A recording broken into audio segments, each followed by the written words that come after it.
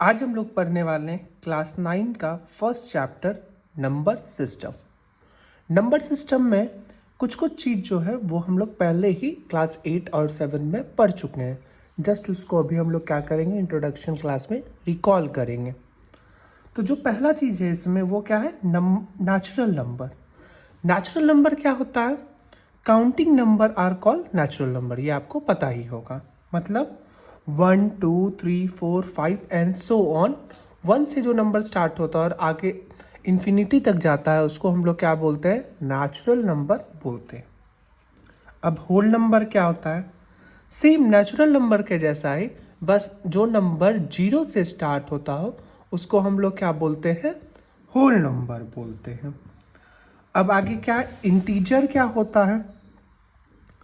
Integer है ना, same natural number और होल नंबर के जैसा होता है।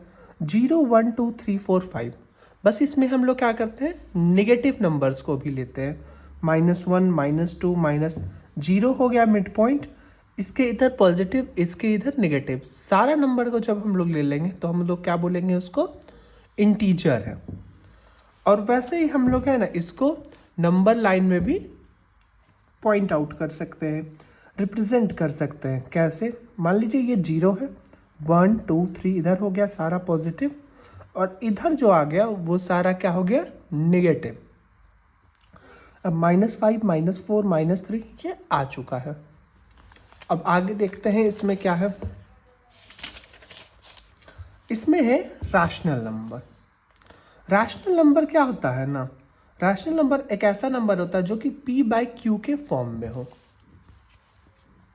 Where p and q are integer, जहाँ पे p और q क्या होना चाहिए, एक इंटीजर होना चाहिए।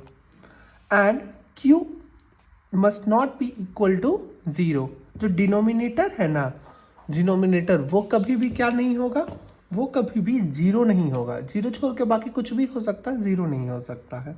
तो हम लोग क्या बोलेंगे वैसा नंबर को कि ये नंबर जो क्या है, एक रैशनल नंबर है।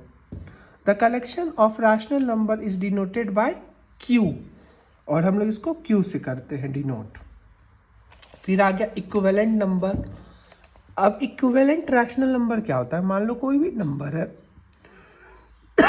कोई भी नंबर है, जब हम लोग उसको है ना डिवाइड कर देते हैं, जैसे कि 15/30 है, तो अगर हम इसको कटाएंगे तो ये क्या हो जाएगा, 1/2 हो जाएगा। और इसको भी कटाओ 16/32, इसको भी अगर हम कटाएंगे तो 1/2 ही हो जाएगा। तो हम लोग क्या बोलेंगे, अगर है ना दो कोई भी फ्रैक्शन को कटाने के बाद जो फ्रैक्शन निकल के आता है वो सेम आता है। यहाँ इस केस में देखो 1/2 आएगा, और इस केस में भी 1/2 आएगा, और इसको भी अगर हम लोग कटाएंगे तो 1/2 ही आएगा। तीनों के केस में हम लोग का क्या मिल रहा है आंसर, कटाने के बाद 1/2। मतलब जो सिंपलेस्ट फॉर्म में आ रहा है वो 1/2 है। तो हम लोग क्या बोलेंगे, ये तीनों फ्रैक्शन क्या है, इक्विवेलेंट फ्रैक्शन है, क्योंकि इस तीनों का जो सिंपलेस्ट फॉर्म है वो सेम है। जब हम लोग कटाते हैं तो जो आंसर आएगा वो तीनों में क्या आएगा, सेम आएगा। और सेम वही चीज़ आगे अभी बताया है कि simplest form of rational number क्या होता है। तो हम लोग ऑलरेडी पढ़ चुके हैं कि सिंपलेस्ट फॉर्म क्या होता है। अगर किसी चीज़ को हम लोग, कोई भी फ्रैक्शन को अगर हम लोग कटाते हैं और कटाने के बाद जो आंसर आता है वो हम लोग उसको क्या बोलते हैं, वो इसका सिंपलेस्ट फॉर्म होता है। जैसे कि 2/4 है, तो 2/4 को भी अगर हम लोग कटाते हैं तो जो आंसर आएगा क्या आएगा, 1/2 ही आएगा। 5/10 है, 5/10 को भी हम लोग कटाते हैं, 5 1 जा 5 5 2 जा 10, तो आंसर 1/2 ही आएगा। मतलब सबका ये क्या है, सिंपलेस्ट फॉर्म हो गया। यही था आपका इंट्रोडक्शन में। अब हम लोग बढ़ते हैं एक्सरसाइज की तरफ। एक्सरसाइज का है ना, एक्सरसाइज 1 है। एक्सरसाइज में क्या बोलता है, is 0 a rational number, justify. बताना है कि क्या 0 है ना एक रैशनल नंबर है या नहीं है। तो हम लोग क्या जानते हैं रैशनल नंबर क्या होता है, अभी हम लोग जस्ट पढ़े। रैशनल नंबर एक ऐसा नंबर होता है जो कि p/q के फॉर्म में होता है, ठीक है। अब हम लोग यहाँ लिख देंगे आंसर में, yes 0 is a rational number. Rational number, और क्यों है 0 एक रैशनल नंबर? 0 रैशनल नंबर इसलिए है क्योंकि because it can be represented, क्योंकि इसको हम लोग कैसे लिख सकते हैं, P बाय Q के फॉर्म में, and Q is not equal to 0। अब देखो 0 को हम लोग क्या लिख सकते हैं, 0/1 लिख सकते हैं ना, ये तो हम लोग को बचपन से ही पता है कि कोई भी फ्रैक्शन में अगर कोई भी डिनोमिनेटर नहीं रहता है तो उसको हम लोग क्या कर देते हैं, उसको हम लोग 1 मान लेते हैं। तो सेम यहाँ भी यही हम लोग करते हैं कि हाँ अगर क्या कहते हैं 0/0 लिखा हुआ है बस, तो उसको हम लोग क्या करेंगे 0/1 मान लेते हैं, तो यही हो जाएगा।